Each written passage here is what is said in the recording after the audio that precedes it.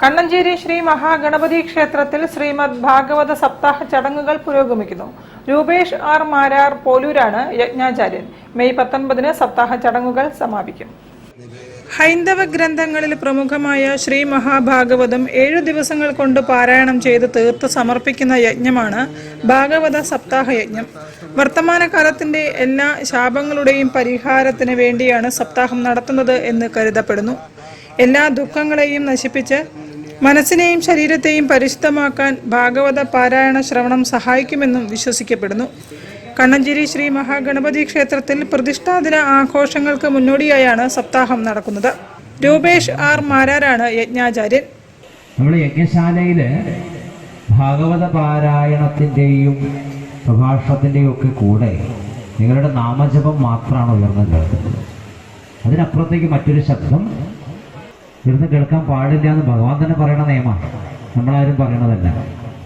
അതിനാണ് പ്രാധാന്യമുള്ളത്.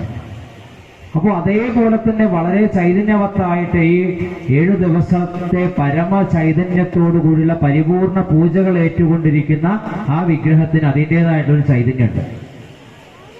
ആ ചൈതന്യത്തില് ഇങ്ങനെ നമുക്ക് സ്വന്തം അഭിഷേകം ചെയ്യാൻ സാധിക്കുക എന്നുള്ളത് നമ്മുടെ ജന്മ സുഹൃതം കൊണ്ട് മാത്രം സാധിക്കുന്നതാണ്.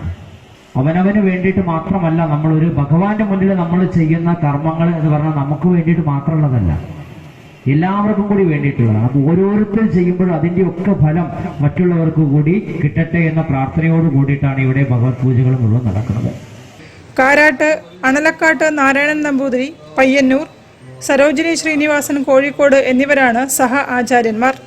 ഭാഗവത പാരായണത്തോടൊപ്പം ക്ഷേത്രത്തിൽ ദിവസേന വിഷ്ണു സഹസ്രനാമ പാരായണവും നടക്കുന്നുണ്ട്. സപ്താഹം മെയ് 19-ന് സമാപിക്കും. തുടർന്ന് മെയ് 21-ന് പ്രതിഷ്ഠാദിന ചടങ്ങുകളും നടക്കും. News bureau, Kozhikode.